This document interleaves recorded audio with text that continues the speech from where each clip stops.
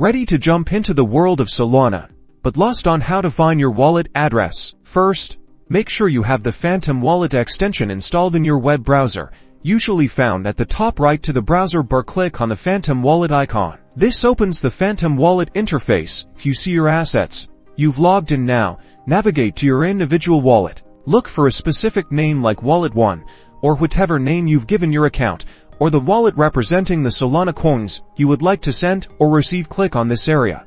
Upon clicking, your wallet's dedicated details will be displayed. It might show details such as the amount of Solana you own and some extra information regarding the wallet. Right under your wallet name and assets, you'll see a long string of letters and numbers. This is your Solana wallet address. Next to your address is a simple handy copy icon. Click on this icon. You'll see a notification confirming the address has been successfully copied to your clipboard. And that's it.